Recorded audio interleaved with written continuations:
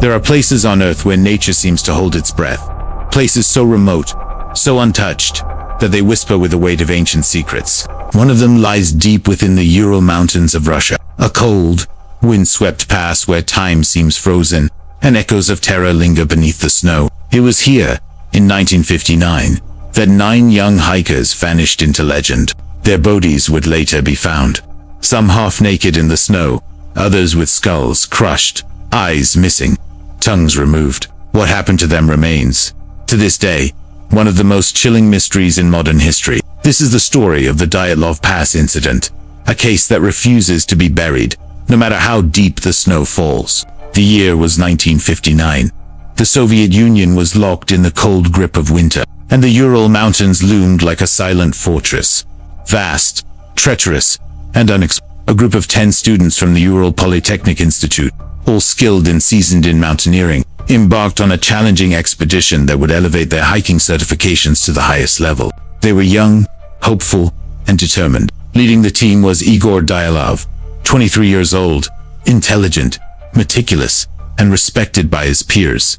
Their route was ambitious. The plan was to ski across the northern Ural Mountains to reach Mount Otor, a name that, in the native Mansi language, ominously translates to "don't go there." The terrain was brutal, the temperature often plummeting below -30 degrees Celsius. But for these adventurers, the risks were part of the thrill. They left with warm clothes, journals, cameras, and an air of optimism that nothing could pierce, except something did. One of the members, Eerie, fell ill early into the trip and had to return home, a decision that would ultimately save his life. The remaining 9 pressed forward, unaware that they would never be seen alive again. As the days passed, the group was expected to send telegrams to confirm their safety. When no word arrived by the expected date, concern turned to dread. A search party was dispatched. What they found was a scene no one could have imagined. The hiker's tent was discovered first. It had been slashed open from the inside, its occupants fleeing barefoot into the freezing snow. Footprints, some barefoot, some in socks, led away from the tent into the trees. 2 bodies were found under a cedar tree, in their underwear, lying side by side. A small fire had been attempted, but their hands were charred, as though they had tried desperately to survive. 3 more bodies, Dyatlov among them, were found between the tree and the tent, as if trying to crawl back. The remaining 4 were found 2 months later, buried under snow in a ravine. Their injuries defied explanation. One had a fractured skull, another had missing eyes, and one woman's tongue had been ripped out. Authorities were baffled. No signs of struggle, no evidence of another party. Yet the injuries suggested immense force, greater than that of a car crash, according to some experts. The Soviet investigation was rushed and ultimately closing the case with a vague explanation, an unknown compelling force. Files were sealed. The public was left with nothing but rumors and fear. What followed were decades of speculation and obsession.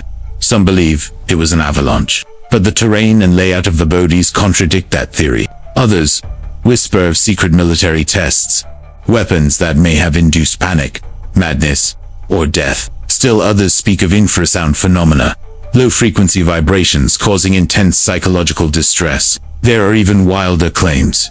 Yetis, aliens, supernatural forces. The truth, no one knows, and perhaps no one ever will. What we do know is this: 9 people died in terrifying, mysterious circumstances on a mountain whose name warned them to stay away. They were young, full of promise, and they met an end that no logic can fully explain. Some stories remain buried in snow, frozen in time, but the Dyatlov Pass incident refuses to stay quiet. It calls out through the decades, through classified documents, through distorted photos, through the eyes of the only survivor who wonders what would happen had he not turned back. What do you believe happened that night? Was it nature, or something far worse? Leave your theory below. And if you dare to keep exploring the darkest mysteries that time tried to erase, stay with us. This is Shadow Files. The search team that reached the pass on February 26, 1959, were not prepared for what they would find. These were men hardened by Soviet winters. Soldiers, volunteers, students. But even they could not make sense of the grotesque silence that greeted them. The snow was thick, but not fresh. Whatever had happened here had happened days, if not weeks, earlier. The tent, their first discovery, was half collapsed, partially buried. But it wasn't the state of the tent that disturbed him most. It was how it had been torn open from the inside, as if its occupants had been trying to escape from something unseen. Slices in the canvas were jagged, desperate. The hikers' boots and outer clothing were still inside. Whatever had caused them to flee had done so suddenly. The theory that they were attacked, difficult to support. There were no signs of struggle, no blood in the snow, no other footprints aside from the 9 hikers. Yet the scene felt violent, unnatural. 2 bodies were found just over a kilometer from the tent, near a cedar tree. Yuri Krivonishenko and Georgy Doroshenko, both in underwear, barefoot, lying side by side. Charred fingers suggested they had tried to start a fire using branches from the tree, some of which were broken 5 meters high, as though someone had frantically climbed to look for something. Nearby, searchers found 3 more bodies, Zanita Kolmogorova and Rustem Slobodin, scattered between the tree and the camp, as if trying to return. Their postures, too, told a silent story of terror. Slobodin had a fractured skull, but no external injuries. No blood, just internal trauma. But it was what lay beneath the snow, in a ravine 75 meters away, that would truly fracture the investigation. 2 months later, the final 4 bodies were discovered. Nikolai Thibault-Brignol had massive skull trauma. Ludmila Dubinina, whose body was the most damaged, had her eyes missing, her ribs shattered, and her tongue gone. Some claimed it had been ripped out while she was still alive. Others insisted it was a post-mortem injury from decay or wildlife, but the way her ribs were broken, in a manner similar to a car crash, begged deeper questions. A medical expert described the injuries as not caused by humans, because the force of the blows was too strong and no soft tissue was damaged externally. It was as if something massive had compressed their bodies without breaking the skin. None of it made sense. The Soviet authorities began their investigation quickly, and ended it just as fast. Autopsies were inconsistent. Reports were incomplete. The official statement was chilling in its vagueness. The cause of death was a compelling natural force which the hikers were unable to overcome. In a nation where secrets were currency, the Dyatlov case was locked away, buried beneath layers of snow and red tape. But secrets, like corpses, have a way of Years later, when some of the documents were finally made public, investigators and researchers found glaring inconsistencies. Radiation was found on some of the hikers' clothing. One camera was recovered with photos missing from its film. Locals spoke of orange orbs in the sky the night the hikers died. Strange lights hovering over the mountain. These were not minor details. They were the seeds of something far stranger, and they would give rise to the theories that still haunt this case today. When evidence ends and logic fails, the human mind begins to fill in the void, with theories, with fears, and sometimes with truths too dark to speak aloud. The Dyatlov Pass case has become a breeding ground for such speculation, and after more than 6 decades of silence, contradiction, and missing answers, we are left with a handful of explanations, none of which truly explain everything, but each of them takes us closer to the line between reason and the unknown. The avalanche theory, it is the most rational explanation, and the one most often cited in official circles. According to this view, the group was caught in a sudden slab avalanche that crushed their tent and forced them to flee in panic. Disoriented, they froze to death in the bitter cold. But this theory has significant problems. There was no physical evidence of an avalanche, no debris field, no pattern of snow movement. The slope was too shallow for a typical avalanche, and their tent was still partially upright. Even more troubling, the injuries sustained, like crushed ribs and skull fractures, were far too severe to have come from simply fleeing in snow. Igor Dyalov's group were experienced mountaineers. If they believed they were in danger of avalanche, why wouldn't they just walk calmly away with their gear? Why slice the tent from within and run barefoot into -30°C darkness? Something doesn't add up. Military test theory. This theory suggests that the group may have unknowingly entered a restricted area where secret Soviet weapons were being tested. The presence of radiation on some of the hikers' clothing supports this. Eyewitnesses in nearby regions also reported seeing strange orange lights in the sky on the night of the incident. Could the hikers have witnessed something they weren't supposed to see? Some speculate they were exposed to aerial mines, silent, parachuted explosives that detonate just above the ground. This would explain the blunt force trauma without external injuries, as well as the panic that drove them from their tent. Others believe they were victims of infrasound weapons, low-frequency sonic waves capable of causing confusion, hallucinations, and intense fear. But there is no hard proof. and the Soviet military denied any involvement. A denial that, in the Cold War context, means very little. The infrasound theory, a more recent theory, proposes that a rare natural phenomenon called the Kármán vortex street could have produced a low-frequency sound inaudible to the human ear, but capable of inducing deep psychological distress. The wind, funneling through the mountain pass, might have created just the right frequency to cause overwhelming feelings of dread and panic. The group, gripped by terror, could have fled without knowing what they were running from. It's a compelling idea, but it struggles to explain the physical injuries, the missing eyes, the tongue, and the organized, almost ritualistic positioning of the boat. Paranormal and supernatural theories. Of course, where mystery thrives, so does myth. Some believe the group encountered a yeti, a monstrous creature native to the mountains, as hinted by a photo found in one of the hikers' cameras labeled Yeti. While most believe this was an inside joke among friends, others suggest it points to something darker. Then there are those who whisper of extraterrestrial involvement. The orange lights seen in the sky, the precise and selective injuries, the burned skin, missing body parts. Could the hikers have encountered a non-human force that reacted violently to their presence?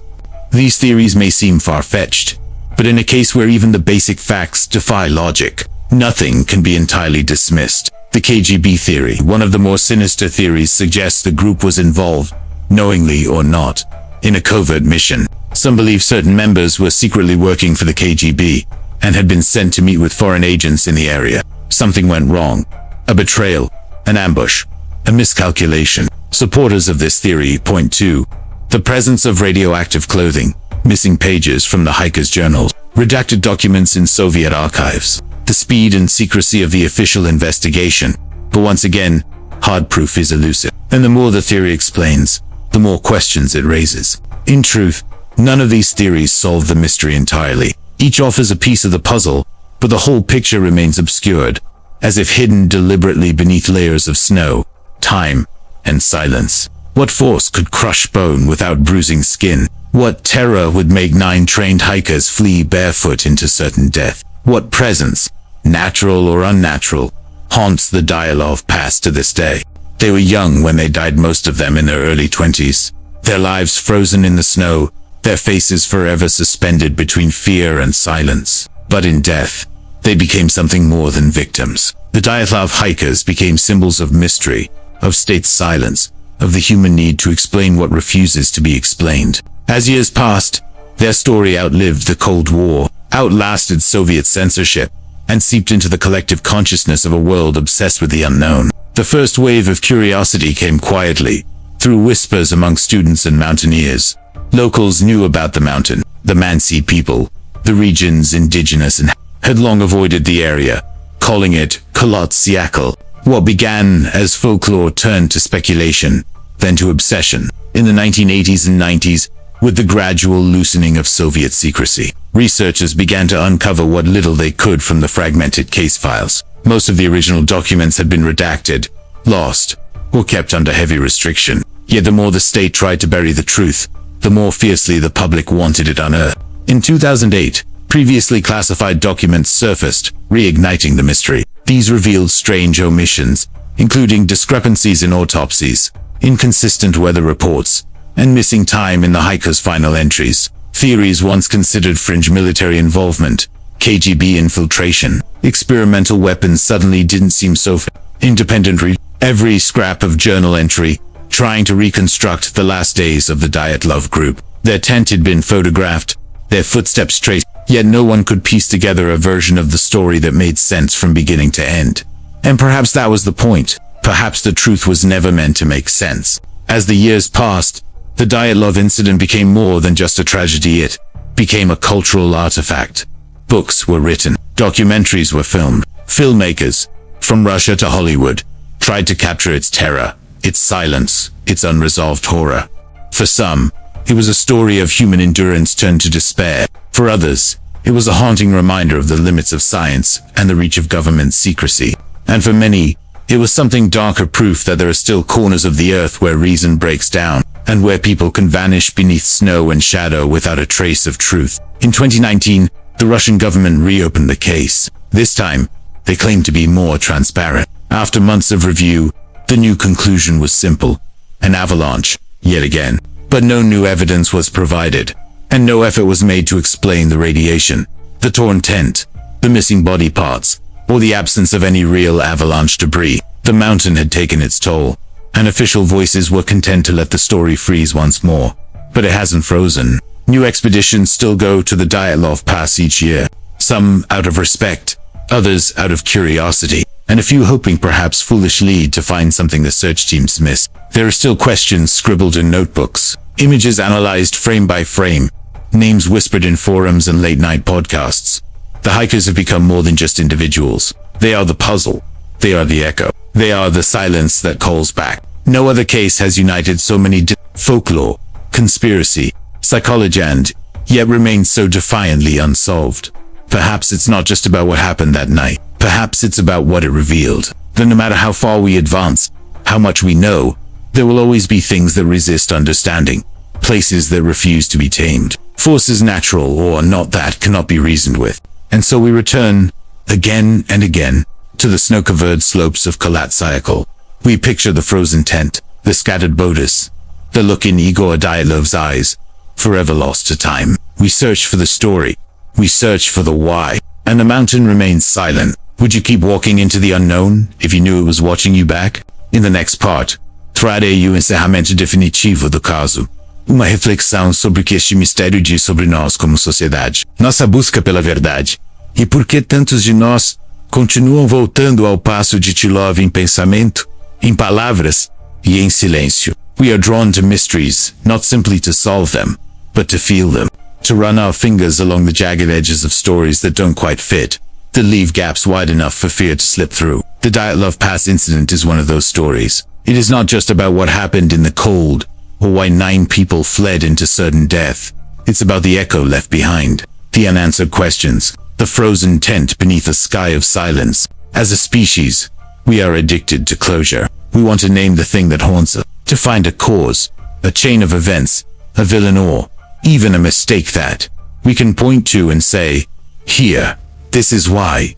But what happens when the story refuses to end that way? When every theory unravels under scrutiny, and every answer brings more darkness? Some say we return to the Dyatlov mystery, because we fear the idea that nature is indifferent, that death can come suddenly, violently, without reason. Others say we return because we suspect there was more, something buried, something done in secret, a state cover-up, a lost experiment, a moment when human lives became casualties of a truth too dangerous to release. But perhaps the real reason we can let it go is because we see ourselves in that group, young, idealistic, brave enough to believe we can make it through the wilderness.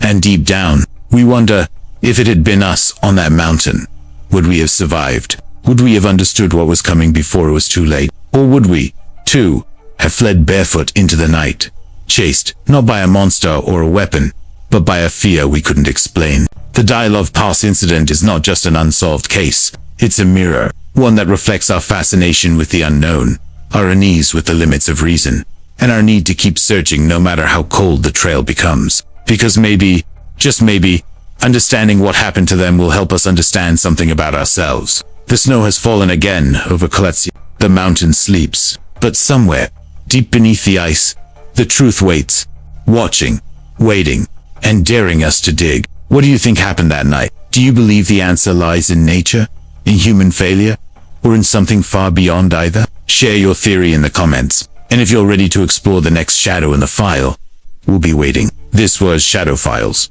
Until the next case.